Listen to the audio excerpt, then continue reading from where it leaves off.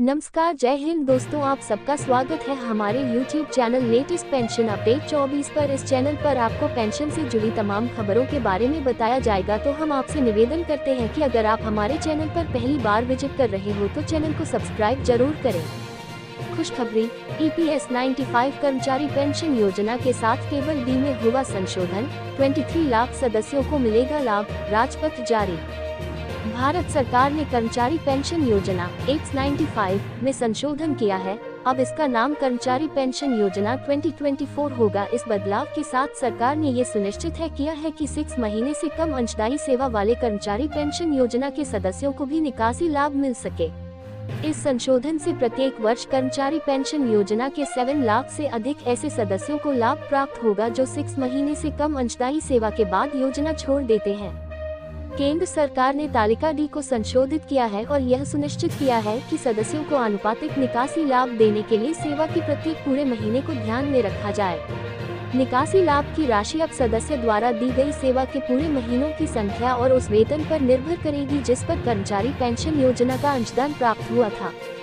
भारत सरकार के श्रम और रोजगार मंत्रालय ने EPS 95 के तहत टेबल डी में संशोधन किया है, जो योजना के पैरा 14 के तहत निकासी लाभ की गणना के लिए उपयोग किया जाता है।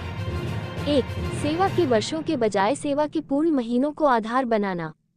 पहले जहां सेवा के वर्षों को गणना का आधार माना जाता था, अब से पेंशन के लिए पात्र नहीं होने वाले मामलों में सेवा के पूर्ण महीनों को निकासी लाभ की गणना के लिए आधार माना जाएगा। 2. अधिसूचना की तारीख के बाद सभी मामलों पर लागू। संशोधित टेबल डी योजना के पैरा 6 के अनुसार सेवा छोड़ने की तारीख के बावजूद अधिसूचना की तारीख के बाद निपटाए गए सभी निकासी लाभ मामलों पर लागू होगी। 3. 58 वर्ष की आयु से पहले के मामलों में अपवाद। केवल वही मामले अपवाद होंगे जहां सदस्य ने 14 जून 2024 से पहले 58 वर्ष की आयु प्राप्त कर ली हो। ऐसे मामलों में, क्योंकि 58 वर्ष की आयु पूरी करने की तारीख यानी योजना से बाहर निकलने की तारीख अधिसूचना की तारीख से पहले है, इसलिए इनके लिए गणना पूर्ववर्ती टेबल डी के आधार पर जारी रहेगी। 4. संशोधित टेबल डी का महत्व। संशोधित टेबल डी के उपयोग से उन सदस्यों को लाभ होगा जिनकी सेवा अवधि कम है लेकिन उन्होंने नियमित रूप से योगदान दिया है। ये सुनिश्चित करेगा कि उन्हें उनके योगदान के आधार पर उचित निकासी लाभ मिले। 5. सदस्यों के हितों की सुरक्षा। इस संशोधन का मुख्य उद्देश्य उन सदस्यों के हितों की रक्षा करना है जो अल्पकालिक सेवा के बाद भी योजना में योगदान देते रहे हैं। इससे उनके भविष्य की वित्तीय सुरक्षा में मदद मिलेगी। अब दूर हुई परेशानी। अब तक निकासी लाभ की गणना पूर्ण वर्षों में अंशदायी सेवा की अवधि और उस वेतन के आधार पर की जा रही थी जिस पर कर्मचारी पेंशन योजना के अंशदान का भुगतान किया गया है। इसलिए अंशदायी सेवा के 6 महीने और उससे अधिक का समय पूरा करने के बाद ही सदस्य ऐसे निकासी लाभ के लिए पात्र होते थे। परिणाम स्वरूप 6 महीने या उससे अधिक समय तक अंशदान करने से पहले योजना छोड़ने वाले सदस्यों को कोई निकासी लाभ नहीं मिलता था। ये कई दावों के खारिज होने और शिकायतों का कारण था क्योंकि कई सदस्य 6 महीने से कम की अंशदायी सेवा किए बिना ही योजना छोड़ रहे थे। निकासी लाभ के लिए हो जाएंगे पात्र। वित्तीय वर्ष 2023-24 के दौरान 6 महीने से कम की अंशदायी सेवा के कारण निकासी लाभ के लगभग 7 लाख दावे खारिज कर दिए गए।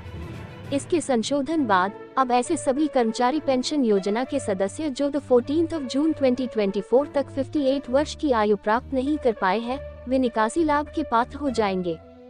अब ज्यादा होगा फायदा। इससे पहले तालिका डी के अंतर्गत गणना में प्रत्येक पूर्ण वर्ष के बाद 6 महीने से कम समय के लिए की गई सेवा की अवधि को नजरअंदाज कर दिया गया था। इसके परिणाम स्वरूप कई मामलों में निकासी लाभ की कम राशि प्राप्त हुई। तालिका डी के संशोधन के साथ निकासी लाभ की गणना के लिए अंशदायी सेवा को अब पूर्ण महीनों में माना जाएगा। इससे निकासी लाभ का उचित भुगतान सुनिश्चित होगा। उदाहरण के लिए 2 वर्ष और 5 महीने की अंशदायी सेवा और 15,000 प्रति माह वेतन के बाद निकासी लाभ लेने वाला सदस्य पहले 29,850 रुपये की निकासी लाभ का हकदार था। अब उसे 36,000 रुपये का निकासी लाभ प्राप्त होगा।